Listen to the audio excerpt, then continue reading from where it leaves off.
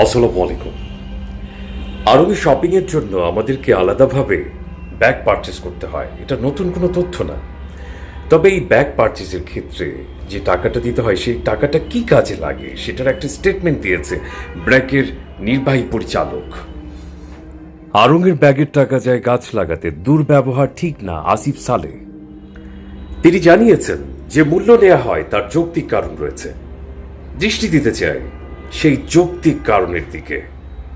বাড়ি থেকে ব্যাগ নিয়ে আসলে 15 টাকা ডিসকাউন্ট পাবেন, না আনলে ব্যাগ কিনবেন 15 টাকা দিয়ে, আর এই 15 টাকা যাবে নতুন গাছ লাগানোর পেছনে। খুবই গুরুত্বপূর্ণ একটি কাজ, কারণ গাছ আমাদের অক্সিজেন দেয়, পরিবেশের ভারসাম্য রক্ষা করে।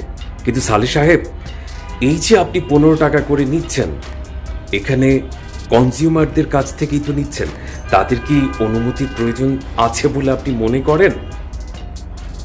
যৌক্তিক কারণের পেছনে আর কি কি যুক্তিকতা ছিল?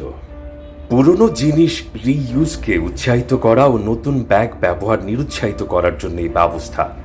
এর কারণ, পৃথিবীর প্রতি 3টা গাছের একটি কাটা হয় পেপার তৈরির জন্য।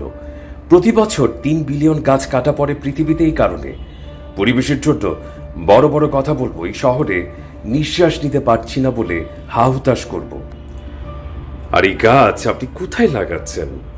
কোন এলাকায়? দেশে না দেশের বাইরে? আপনি তো স্পেসিফিক করে বলবেন যে আপনার এই কর্মকাণ্ড বা আপনার এই অর্গানাইজেশনের কর্মকাণ্ড কোথায় পরিচালিত হচ্ছে। সেই বিষয়ে আপনি কিছু আপনার স্টেটমেন্টে জানাননি। আর আমরা এই হাহুতাশ করছি টাকার জন্য না, আপনাদের ছোট লোকিপনার জন্য। আমি বেশ কিছুদিন আগে একটা ভিডিও আপলোড দিয়েছিলাম আপনাদের এই ছোট লোকি কর্মকাণ্ড দিয়ে। যদি দেখতে চান, ভিউয়ার্সরা দেখে নিতে পারেন, আমি কমেন্টস আবার দিয়ে দিব। এই তো সেদিন রুমিন ফারহানা, সম্মানিত মেম্বার অফ পার্লামেন্ট, আপনাদের কর্মকাণ্ডে ক্ষুব্ধ বিরক্ত হয়ে গিয়েছিল।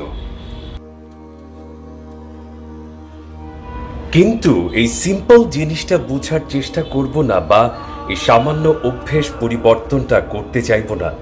আর এই জন্য সেলস স্টাফের সাথে কেউ কেউ অকথ্য দুর্ব্যবহার করবে। এ কেমন হিসাব? আরং একটা ব্র্যান্ড হয়ে দাঁড়িয়েছে, সে বিষয়ে কোনো সন্দেহ নেই। কিন্তু আপনি যে হাহুতাশ শব্দটা ব্যবহার করেছেন, সেটা আমরা আবারও মনে করে দিতে চাই আপনাকে। টাকার জন্য করছি না, করছি আপনাদের ন্যারো মেন্টালিটির কারণে, ছোট লোকের কারণে।